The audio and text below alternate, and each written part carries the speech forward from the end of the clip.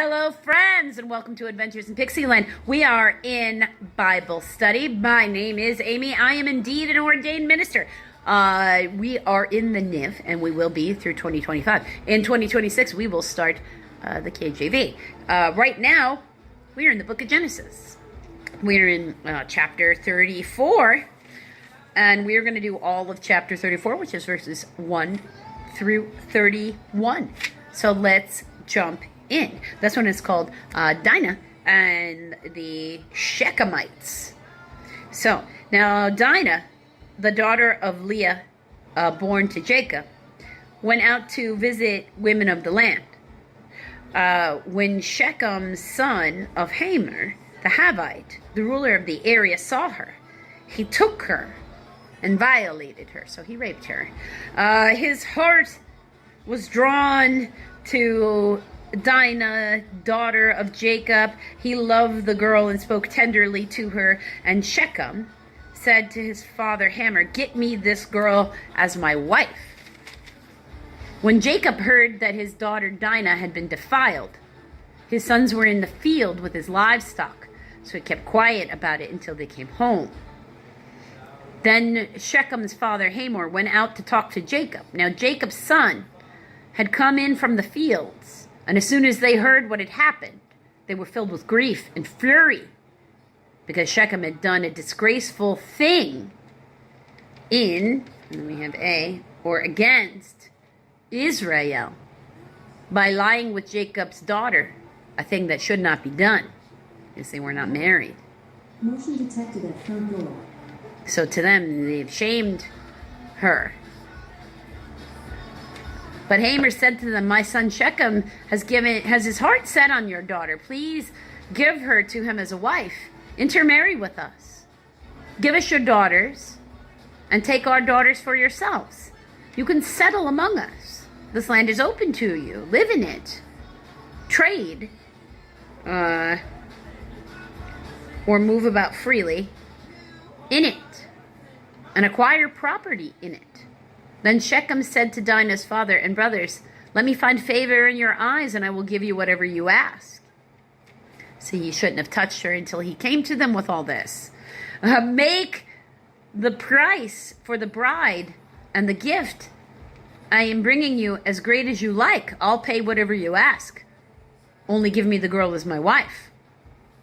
Because their sister, Dinah, had been defiled, Jacob's sons replied deceitfully as they spoke to Shechem and his father Hamor. They said to them, "We can't do such a thing. We can't give our sister to a man who is not circumcised. That would be a disgrace to us. We only give our consent to you on one condition, that you become like us by circumcising all of your males. Then we will give you our daughters and take your daughters for ourselves. We'll settle among you and become one people with you. But if you will not agree to be circumcised, we'll take our sister, or daughter in this case, and go." Their proposal, verse 18, their proposal seemed good to Hamor and his son Shechem. The young men, who was the most honored of all their father's household, lost no time in doing what they said, because he was delighted with Jacob's daughter. So Hamor and his son Shechem went to the gate of their city to speak to their fellow townspeople. "These men are friendly towards us," they said. "Let them live in our land and trade in it. The land has plenty of room for them. We can marry their daughters and they can marry ours. But the men will consent to live with us as one people only on the conditions that our males be circumcised as they themselves are. They won't their livestock, their property, and all other of their animals become ours. So let us give our consent to them, so they will settle among us." All the men who went out of the city gate agreed with Hamor and his son Shechem, and every male in the city was circumcised. So they all took a vow to God.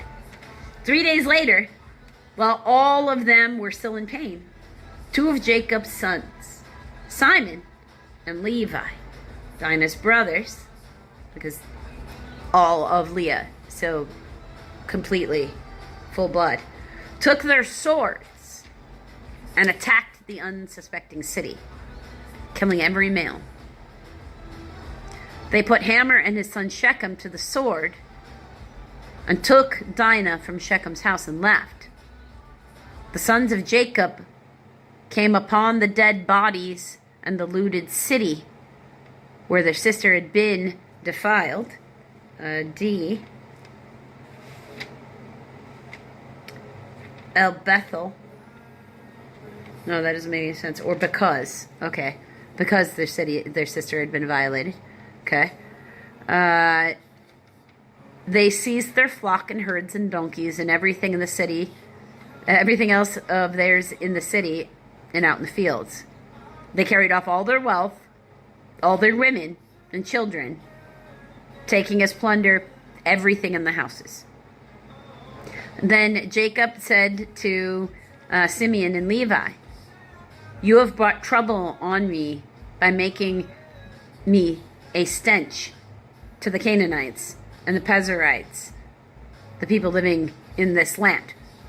We are few in number, and if they join forces against me and attack me, I and my household will be destroyed."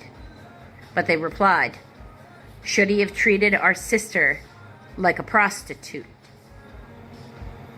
So they're questioning their father and his care for their children, which I can tell you that as we find later from the prophets, that the reason the children of Levi were chosen is because he liked the way that the Levites had their devotion to God. Because he liked the way Levi was, which included defending his sister's honor and not necessarily treating her as if she was merely a possession that didn't matter what happened to her. Why wasn't Jacob angry at the violation of his daughter? That's a better question to me.